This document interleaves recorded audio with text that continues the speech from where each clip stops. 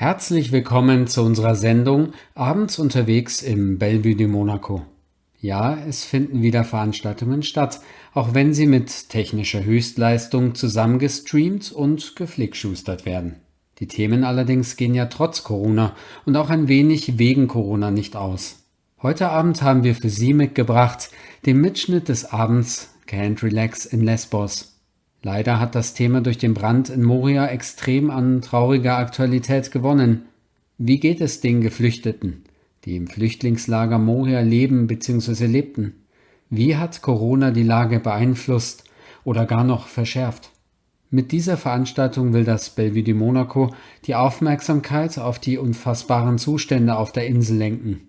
Dabei sprach der Moderator Bernd Kasparek von bordermonitoring.eu per Live-Schaltung mit Marie von der NGO Mare Liberum und Carmen Dupont von Lesvos Solidarity.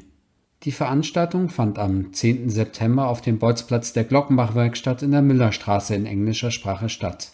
Mein Name ist Georg Bretzel und ich wünsche einen interessanten Einblick.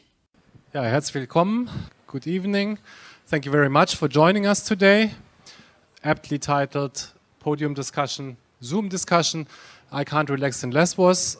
As you can imagine, this was not planned to coincide with the recent developments, but I think it makes it even more urgent, and I'm even more happy that you have come here today to listen to our guests who will be able to discuss with us in greater detail the situation, not only of the last days in Moria in Lesbos, but also the situation as it had existed in the camp many weeks and months before.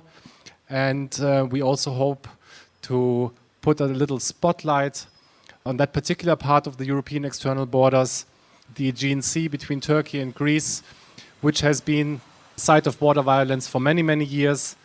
That is roughly the schedule that we're trying to follow today. So, my name is Bernd. I'm active in Munich with the Karawane für die Rechte der Flüchtlinge und Migrantinnen, and I'm also part of a research association called bordermonitoring.eu. We mostly attempt to document and to analyze what is happening around the European external borders. And let me perhaps move over so that we can introduce our guests, who will mostly introduce themselves, and perhaps we can start with Marie. If you would like to tell us a little bit about yourself and your work and what has brought you to Lesbos. Yeah, like you said, my name is Marie. I'm active with Mare Liberum, which is an organization that does human rights monitoring in the Aegean with a ship. I went to Lesbos beginning of this year in January, and I was actually planning to stay for about 4 weeks, and it turned into 5 months. So I got quite familiar with the situation there. There was a lot going on there, also with like fascist attacks, a lot of violence, and I think that is, short introduction for now. Thank you very much. Carmen, may I ask you to introduce yourself? Yes, hi everyone, and thanks for inviting us. So I'm Carmen, I'm with Lesvos Solidarity. We are a local organization active in Lesvos since 2012, when basically a group of Greek local people decided that they wanted to take people off the streets and started to host them in what is now still known as Pikpa Camp, where we still host some of the most vulnerable people in the island. And also recently, since the start of the pandemic, we also started to host some unaccompanied children in our camp. And our approach is very much, that we are organized as a community in the local community, also having a lot of, supporters from all over Europe, very much to denounce, of course, what is happening in Moria camp and to really show that there is another way to host people in the community. That's a bit of a summary, I think, for now. Me personally, the first time in Lesbos, I was there in 2013, and then I spent 2017 and 18 mostly there. And I came back in March, as Marie mentioned, when, kind of the fascist attacks and the violence kind of flared up. I came back and, still there. Thank you very much. So I would like to start a little conversation with Carmen. You said you're not in Lesbos right now, but you have been very closely in touch with your friends and colleagues on the island. I understand that you probably have a much better picture of what is going on than us. So would you like to tell us how the events of the last days unfolded and what is the current situation now around the burnt down camp of Moria? The summary, I think, of what is happening right now is, total despair and chaos. And I would like to start just to re-emphasize again, the cause and the context of all of this, that this is, of course, something, it was a ticking time bomb, something that, all of us have been denouncing and saying that Moria is not safe and is unacceptable. And now it has come to this, which we think, first of all, it's very important again to say that what we see right now happening in the streets, thousands and thousands of people left there, homeless, without, food and water, after everything they've been through, it is a direct result of the cruel policies that the European Union is imposing and the Greek government. Because when you were referring, in the beginning to the image of Moria camp and a tent camp, for us, Moria camp is very much, a symbol. It's a testing ground where the European Union is really testing how far they can go. And they're showing there how they treat people on the move. And we've heard from Samuel what that means. This for us is now, this should be now a wake-up call, like a turning point. You cannot keep treating people basically like they are not people. This is what is happening right now. And this is what is continuing to happen today as well after the fire. And I think a very clear example in this context is that after the fire, the immediate first response of the authorities was to send in riot police, not to send in civil protection with whatever tents, food, everything that you need, to offer some first protection to people. No, riot police. And this is, I think this is very telling for what Greece and the European Union, like the message that they want to send. And I think you have to imagine, Sam, of course, described it very well. We also shouldn't forget that most of those people now are families, like the majority of people in and around Moria camp are families. We're talking about 4,000 children with their families who are basically now surviving on the streets, basically between Moria camp and Mytilene, where there has been created some kind of a restricted area. So the police is also, there's like blockades, so it's a restricted area where the authorities are now trying to coordinate to get some food and water to people. You hear from people that they are desperate, that people haven't eaten, didn't get access to water. There's a lack of information. There's chaos all around. And the clear message that also the authorities were sending straight after the fire, was that, okay, they have moved 400 unaccompanied children from the island, basically straight away. This is something that happened. But they sent a clear message and said there will be no evacuation to Europe or to Greece. This will not happen. We are looking again into temporary shelter, trying to do the basics. And then they again basically said, we want to rebuild Moria camp, and it also should be a closed structure, a closed camp, which is something they are pushing for a long time. And they will try to use now again a momentum to rebuild it as a closed structure. Does that mean a prison? Or what is a closed structure? Exactly, a prison. This is, of course, also interestingly the semantics, because then in other documents they will say, no, it's controlled access.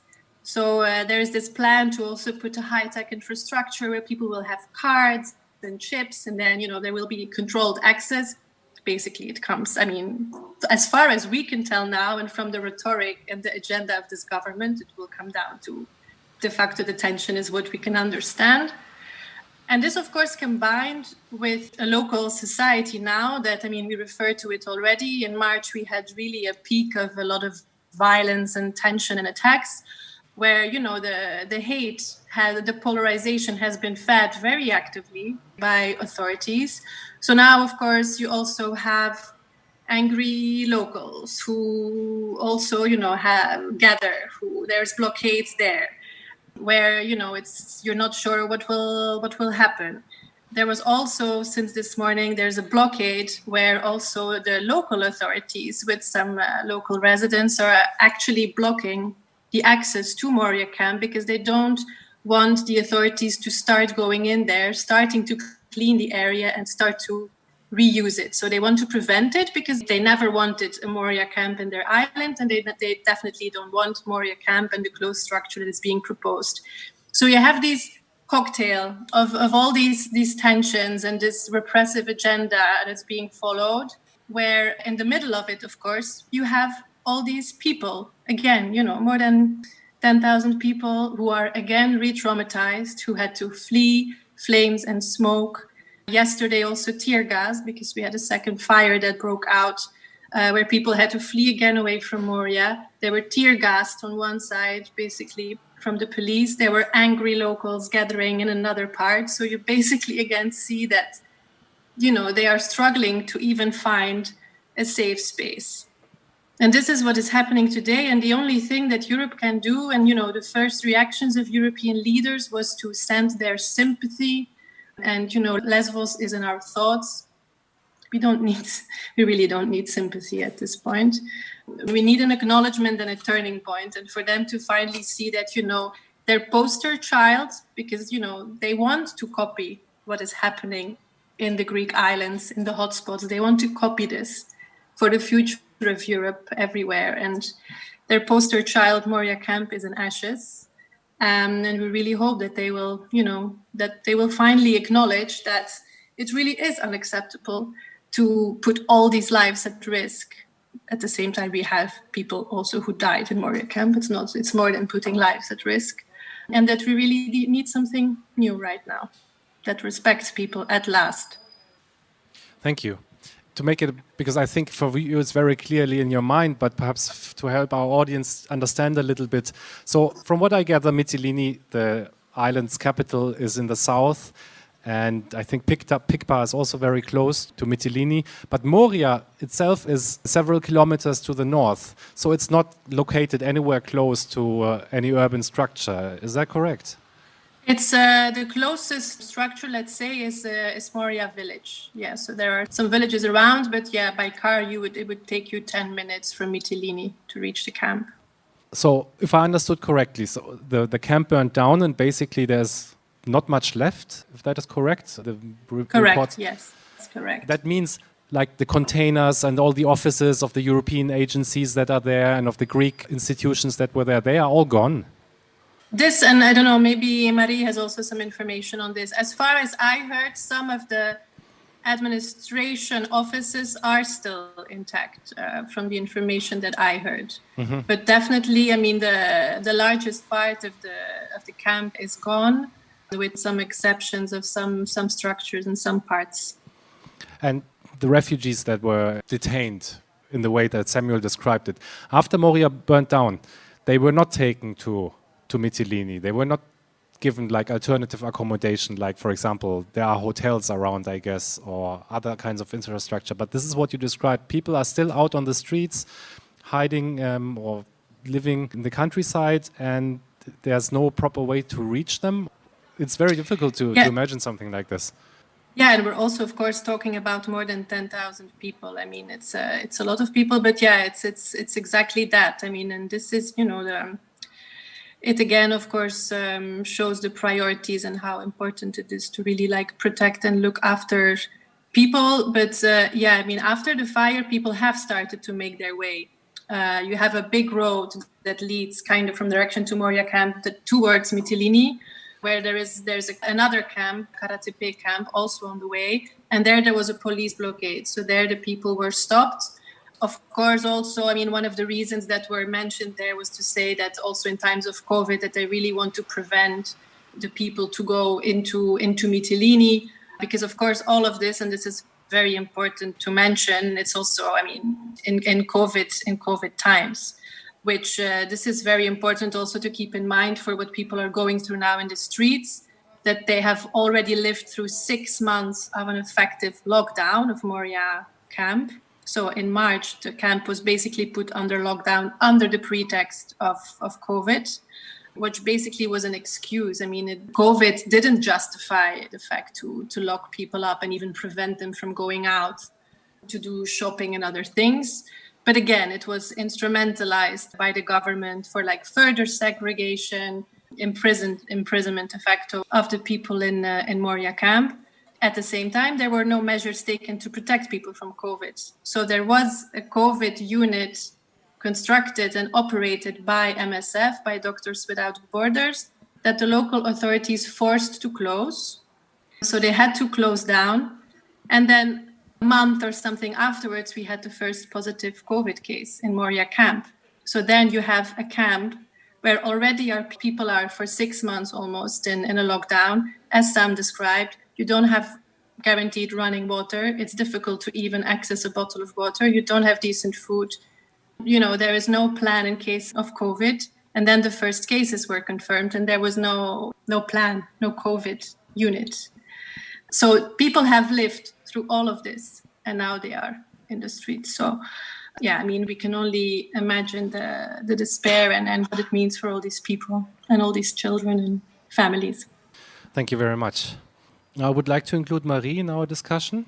Perhaps I would like to start with the question so this is an island of, I think, about 80,000 inhabitants, Lesbos. We have an additional refugee population of 13,000 people. The camp is no more. Why is not everybody just being evacuated to the mainland now and taken to Athens, to Thessaloniki, to the other urban hubs that exist in Greece? I mean, the question, people have been asking this question for a really long time. And I think now that Moria is in the news a lot, people talk of the camp as, a place where Europe has failed. But I think it's important to understand that Moria is not a place where, a system failed. It is symbolic of the system, and it's symbolic of how Europe is trying to isolate the borders. I mean, it starts like even in Turkey, where the EU-Turkey deal was trying to prevent people crossing the Aegean.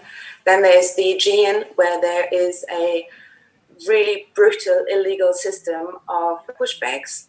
So there was a Greek minister who's in charge of the Hellenic Coast Guard, who just 2 weeks ago prided himself that they prevented 10,000 migrants from crossing the Aegean in 2020.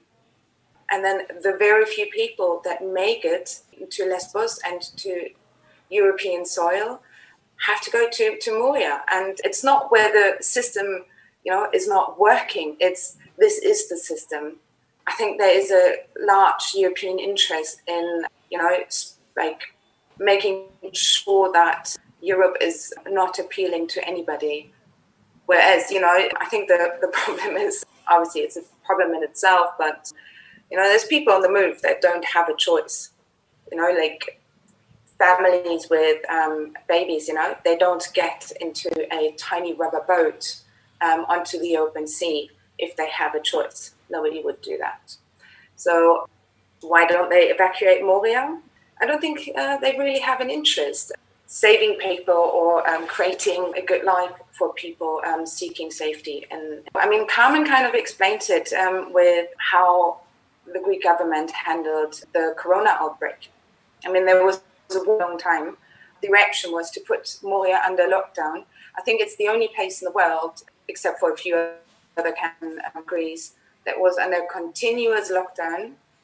And then the only decent hospital by MSF, Doctors Without Borders, was shut down because apparently they didn't have the right permission. They were fined 35,000 euros. And then Corona broke out, and the reaction was to increase police, not to increase any of the medical staff, but just to send more units to control the area and to implement a complete lockdown, like a quarantine.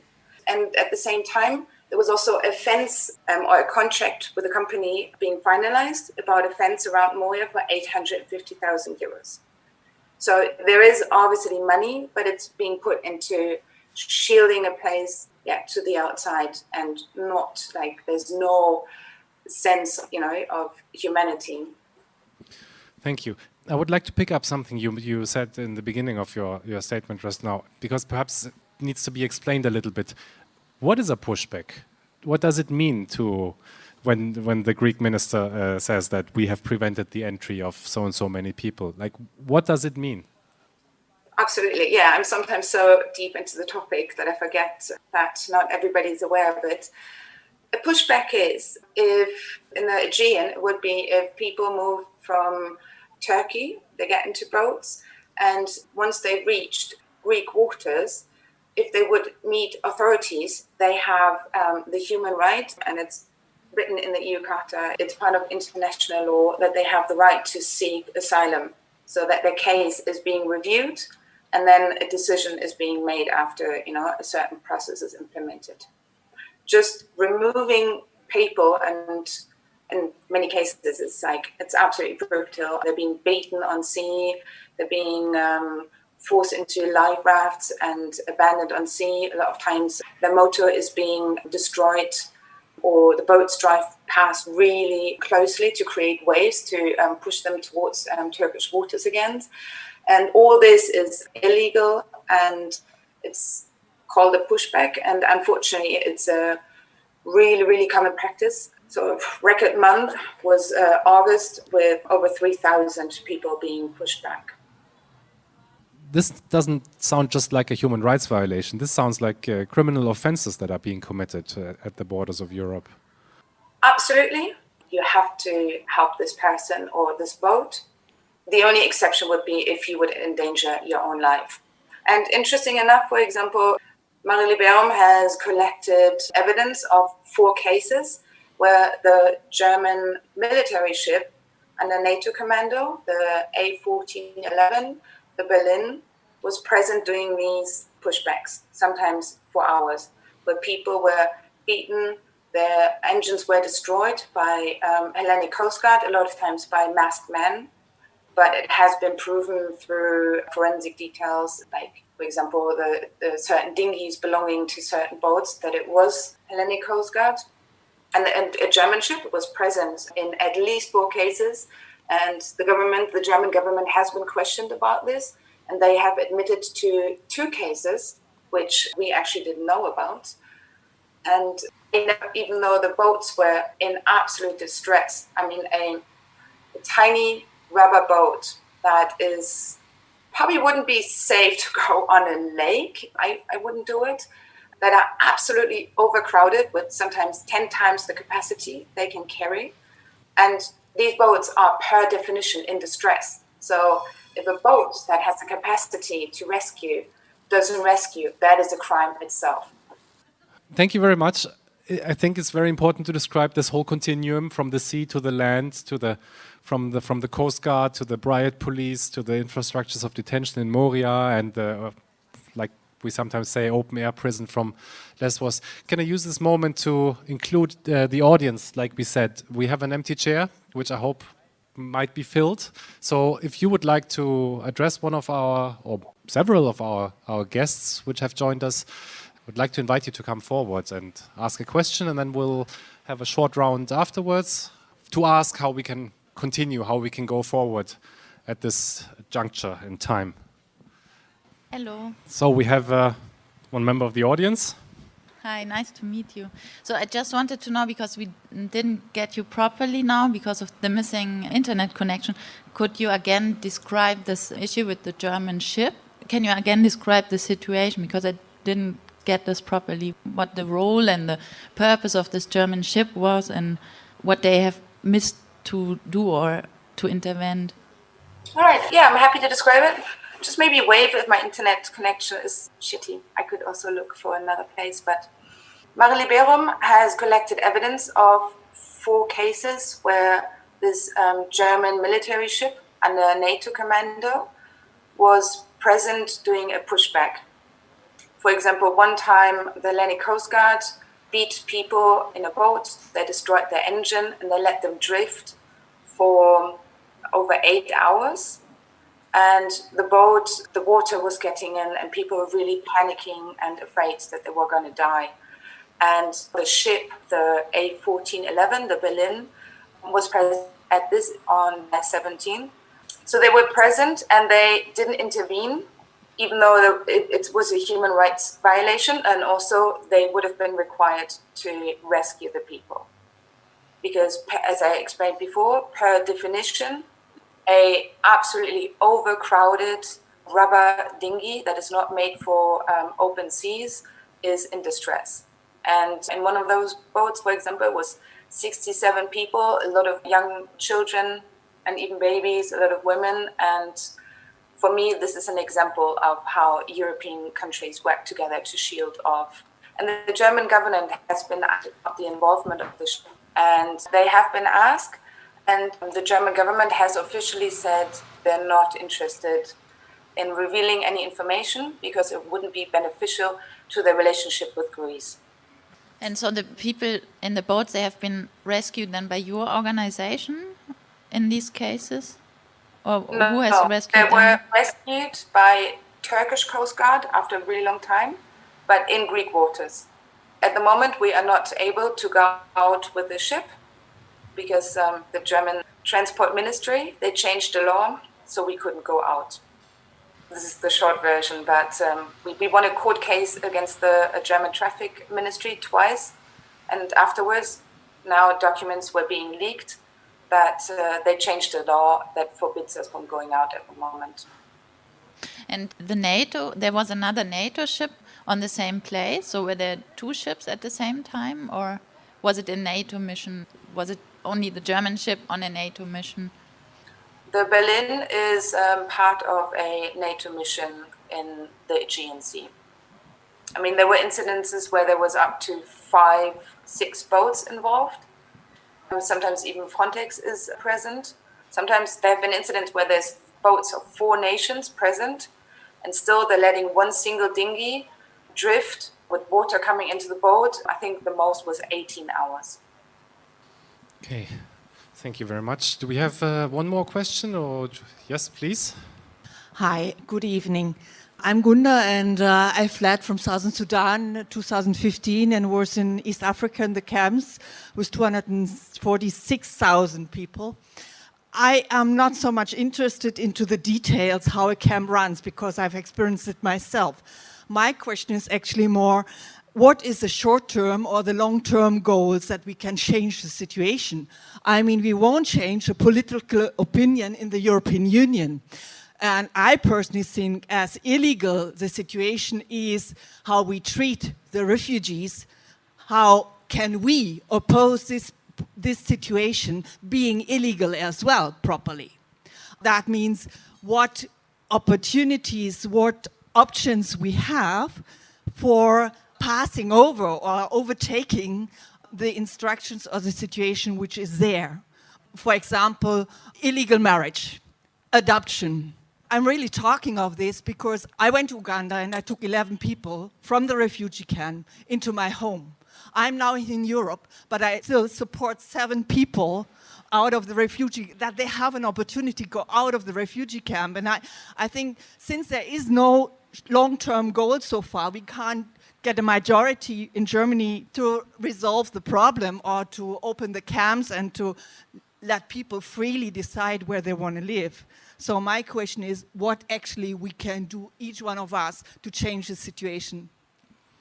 Thank you. That's a very good question. Actually, it's a perfect Überleitung to our kind of finishing round. May I put this question first to Samuel, who I have to unmute though somehow. Okay. Hey. I think, in my own opinion, I think it has to first start on the real ground, on the ground of Moria itself. The pressure has to first come from inside. And if these people are not put pressure on by the outside people, like the people who, like if the people don't know what really happens inside, it's a bit hard to get help there. And these people, the authority, they really take it into their hands to make sure that no information is leaked out. No, nothing that happens inside whatsoever is let out to the media and to as the one that delays people, and it keeps people in the place for a very long time. If they can put pressure on, I think they can work on people more fast. They can clear cases fast because a lot of people are pending. Most of the cases are pending cases. And that's why they sit there, because people sit there for 2 years. I found people that have been there for 3 years, and he says, me, I've been in Moria for 3 years. And it's really sad. And it's because the people are outside, because they go outside and say that the system is running well, but in actual sense, it's not. YASO works very differently to what we think it needs to be doing. And if the pressure is not put into it, then it will not act. That's why we end up like making demonstrations. Different people make demonstrations. And when they make demonstrations, then different organizations will come in and look and see what's really happening inside. And that's when they start to speed up the system at first, but then they get back to the normal thing, and that is to not really care about the people inside. To give you another example, how these people keep like the things inside, let's say the COVID measures, although it's a different thing, but I'll just mention it. I'll just put it there. Like the COVID measures, they control to protect people from the corona. They were not in place. Outside, they try to, because outside people pass, like media groups, they pass. They try to put like washing hands, like hand washing hand spots. They were there. But then inside the camp, the big camp, there is nothing. People move like there's no provisions. There is really nothing inside because they really don't care. It's like the numbers are huge. There are big numbers of people inside. And it's all up to YASO. It's all up to YASO. I think if they put pressure on YASO, it can do it. Just to explain for the audience, YASO, this is the European Asylum Support Office, which is handling most of the asylum cases in Moria. Yeah. Mm-hmm. Thank you. And if they put pressure on YASO, then it's okay. People will move fast. But other than that, most people, there are even people who are still in prison because they had a prison inside and people were still inside. So it's very crazy. It was really crazy what was happening inside. So let me ask you one question. Now you say, we heard about Moria and about the living conditions which you have described to us. So now that Moria is burnt down, do you think, very much apart from the hardship that the people of Moria are suffering right now, what do you think? Is it a good development that the camp, after all, is gone? Because it sounded like hell on earth to me. I don't know to which direction you might decide to see it, but so far now all the people that I was staying with, most of them are sleeping on the road. I don't think that's a good thing. Right? They were sleeping in tents. We were sleeping in tents, which were barely sheltering us, if you know what I mean. And now that it's banned, people are in roads and it's not safe there. They have to go into the bushes. And also on a positive note, at least people have been transferred, like other miners, 400, a couple of them have been transferred. And yeah, some of them are my friends and they were really happy about it. But then for the rest of the people that are inside, they are left in dire straits. That's what I can say. Mm-hmm. Thank you. Okay. What I don't understand is, so you describe it as a very slowly working system, that asylum applications will take 1 year or 2 years or 3 years. But I don't see any reason why while people are waiting for their asylum applications, why do they have to sit at the borders of Europe? This could also happen in Munich, where we are. This could happen in any other city of the European Union. This doesn't need to happen at the border. I don't think they're just slow. They don't want to be fast. I really don't know what to say because I don't run the system. I'm part of the people that the system runs, so I can't tell otherwise. But that's what we found on the ground.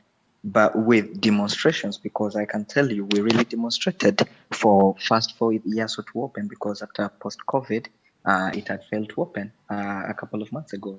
It had failed to open. And then after opening, it was really running very slow. I can tell you, it was really running very slow. And people were given like very far dates, like I communicated earlier on. And it's really frustrating. People are left anxious. Okay. That's what I think. I understand that, but can I ask you one last question? So you say you're not running the system, so you can't say. If you were running the system, if you were responsible for it, how would you do it? What do you think would be fair to the people of Moria? First of all, I don't think the presence of the camp is a good idea. Mm-hmm. I think it's not a good thing because of what I've seen when I was inside. I wouldn't support Moria being in place. I would really support for the abolishment of Moria. And sadly, I've heard that after they're now going to reconstruct the structures afterwards. And trust me, you wouldn't want to be there. So I would really pray, I would really ask for the closure of Moria, that is for sure. Because people are not given, people are barely given any service. People barely get even like the basic needs like a person has to have, the shelter, the clothing, I don't know, even a peace of mind. You can't have that inside Moria. So I would really petition for it to be closed. That is what I would petition for. Yeah. Thank you, and thank you again for sharing all this with us. I think it's still a difficult situation for you. So let me take this opportunity to thank you again for participating and for sharing all this with us. You're welcome. Carmen, we had a demonstration yesterday here in Munich, quite a few people at the very center of the city. And so one of the demands was for the evacuation of Moria, which has been a long-running demand in Germany from civil society. Do you think this is enough? Or if I can put the same question to you, if you were in charge, how would you run things? If only we were in charge. No, I mean, evacuation of the camps, I mean, not only of the people, of course, who now had to flee Moria after the fire, but of all the island camps is something that we have been pushing for a long time. As you know, something that clearly could happen. And of course, I mean, this is something that we would hope, whatever in the short term, in the long term, like if you look at the future and how the European Union should treat people on the move, I think in the end, it's not so complicated. And it's really as simple as just treating people like people. But Europe is deciding to do exactly the opposite.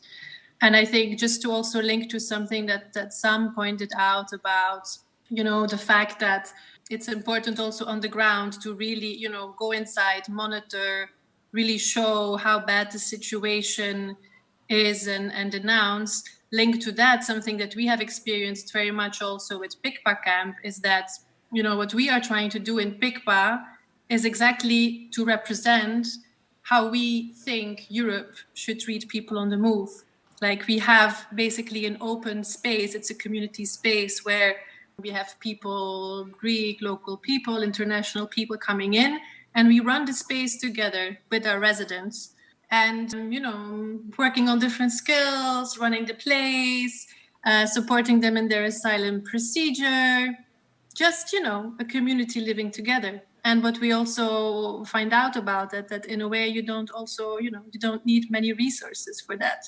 The only thing you need is, an open heart, let's say, and just welcome people in your community. And what you see, which is happening across the board, is that we are under attack in the way almost since we are existing, because the governments and authorities don't want to see these models. They don't want to see these examples of how people are just, living together, people on the move, local people from different places. They don't want to see that it can actually work, that you need few resources, but just, a different approach, just help each other out, show solidarity.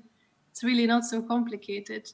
And this is now, I think, also something that we should point out, where we have reached a very scary point as well as to what should happen, in that, okay, there are attacks also, on places like, or pressure on places like PICPA, because we represent something that they don't want this to succeed. But also, of course, all the monitoring and the protests. There's a huge crackdown on civil society happening in Greece, but of course also happening across Europe, where, Moria camp is a black box. These places are black boxes.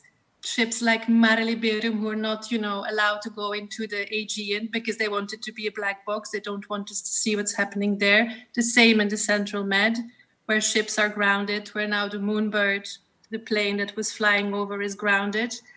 And I think also in terms of next steps and strategies, I think this is, for the people on the ground monitoring, and especially, the crackdown also very much in the first place on the people inside the camps who have tried to, have protesters, as Sam said, who have denounced. This is something that over the last years, the crackdown, I have seen rapidly growing in a very scary way, and the violence that is used.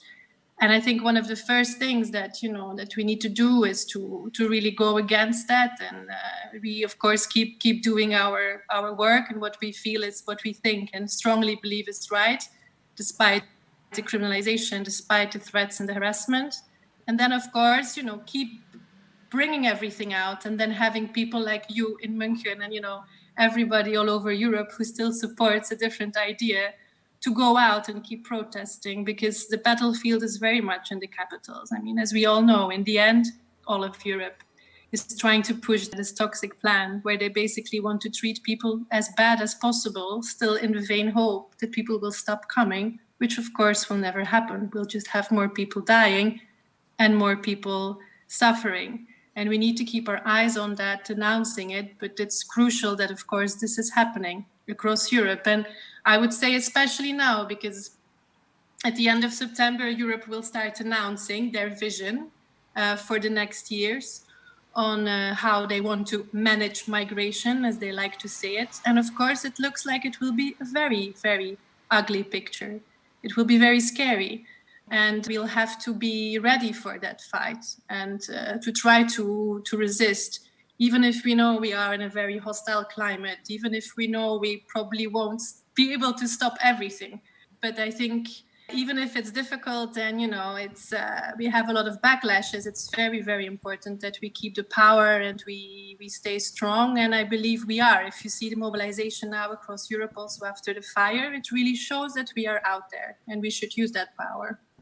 Thank you. A short question I would like to put to you. What can we do concretely for Lesbos solidarity here from Munich?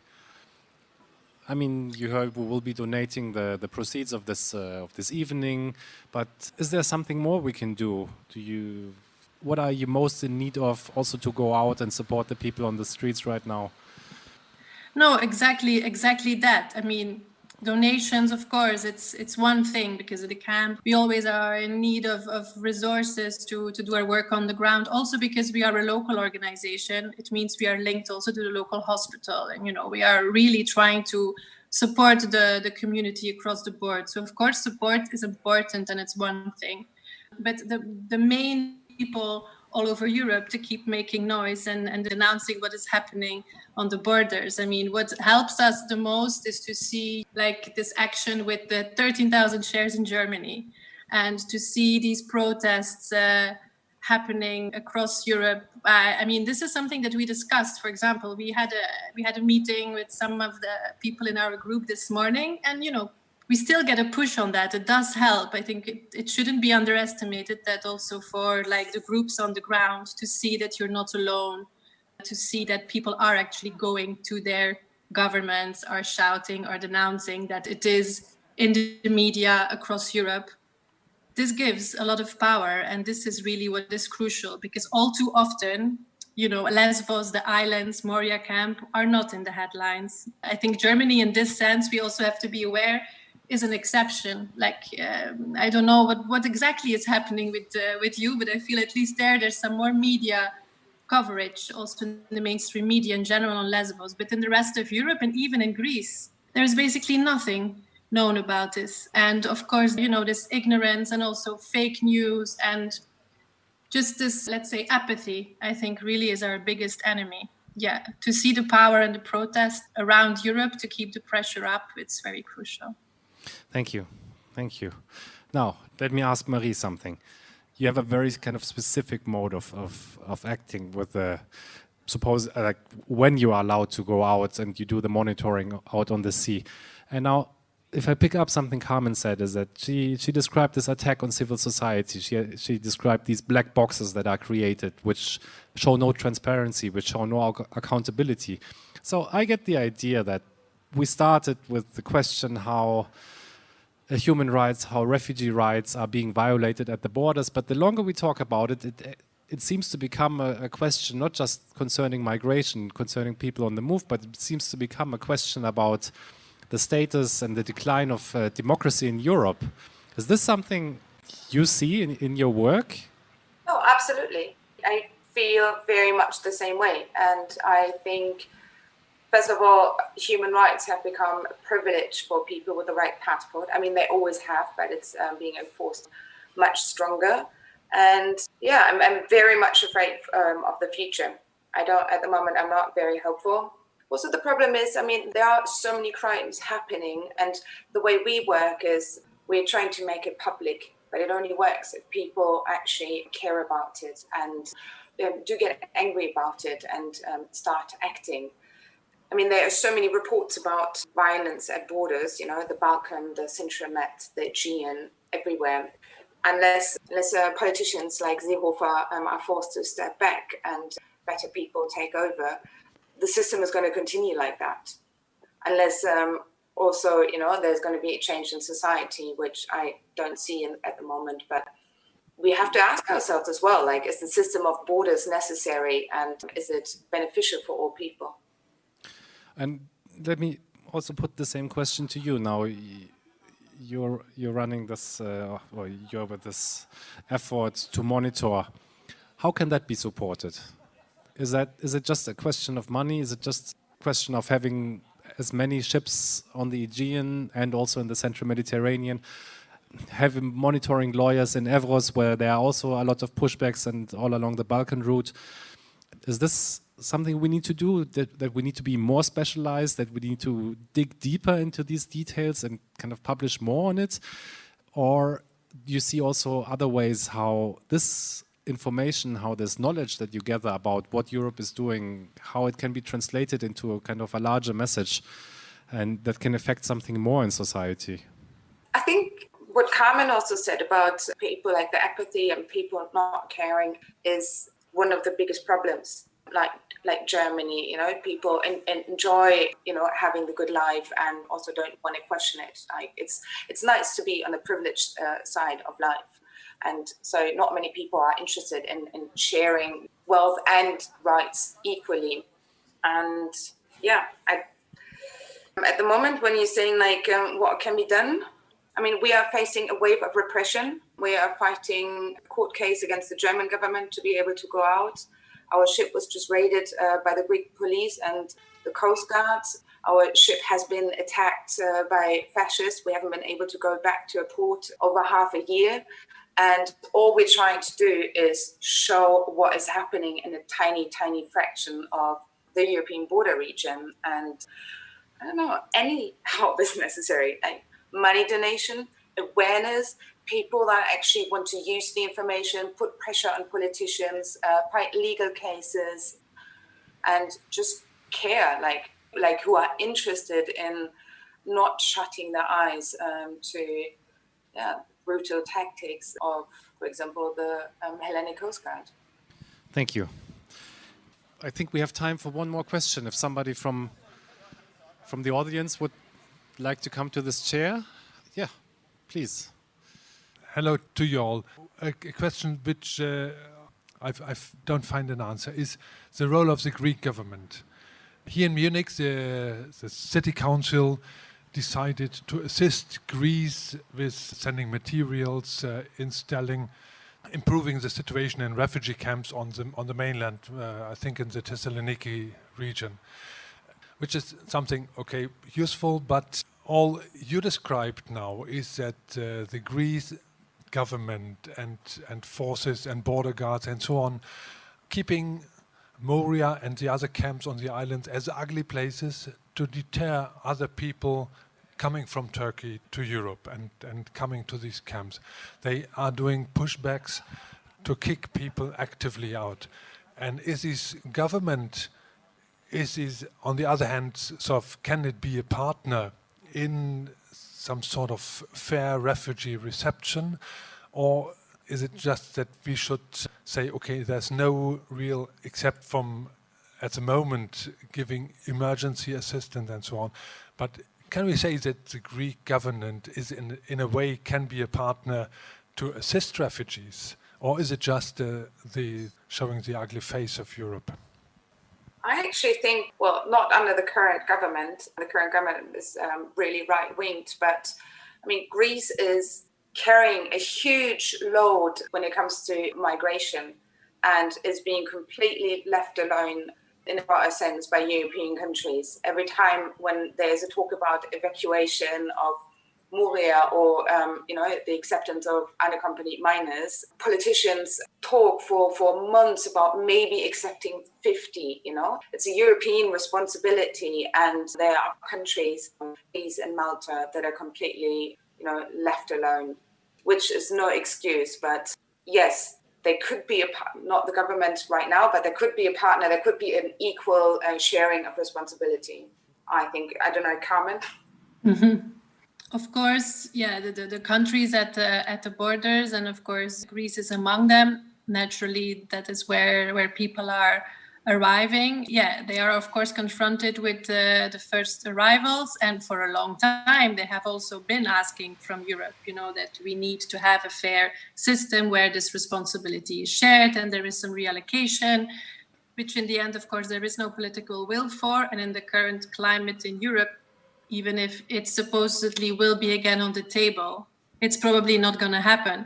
Of course, we have a lot of also like geopolitical things happening there. As always, it's still politics. And there is, of course, also the issue of money, where the EU is giving lots and lots and lots and lots of money to Greece to be their shield, as the president of the Europe, as Ursula von der Leyen likes to say it.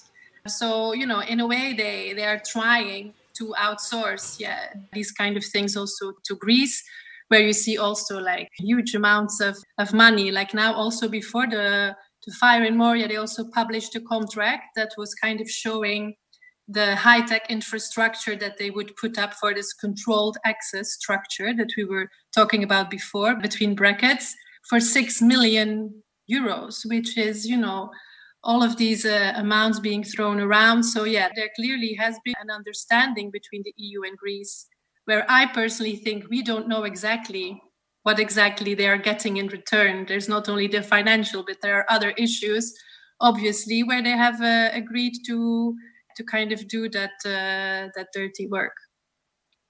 Thank you. I don't know if Samuel also wants to say something about this question. The Greek government is just not doing enough to really help, regardless of the support that it's getting.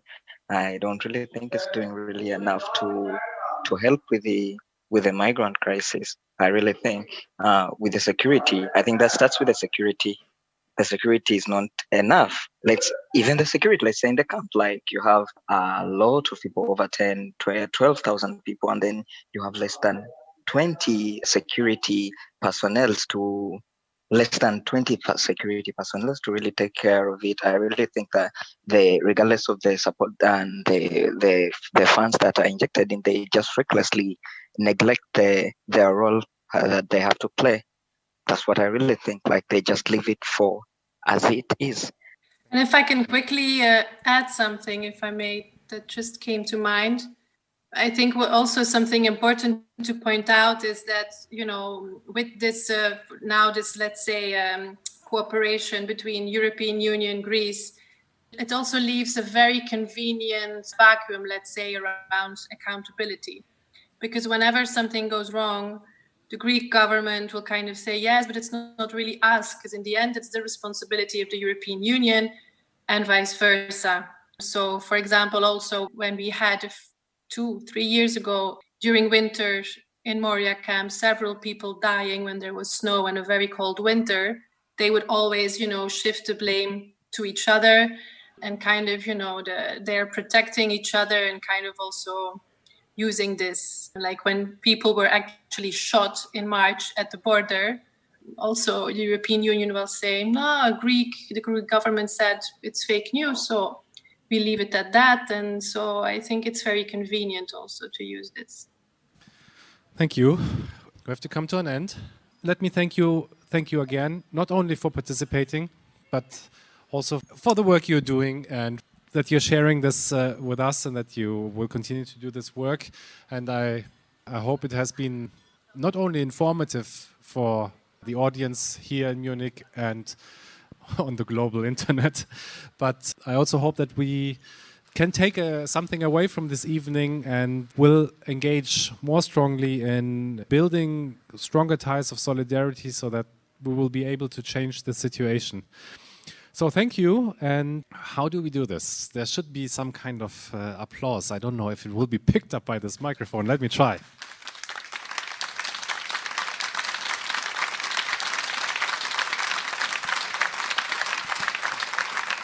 Thank you so much. Thank you very much for raising awareness for the topic. And please stay on it even after Moria disappears from the news again. Well, we're not accustomed to this format, so I don't know how it works now. We get up. I'd like to have a drink or a little food with you, but I guess this... Yeah, let's have a drink. Ja, let's have a drink und einen guten Abend, um diese Eindrücke zu verarbeiten.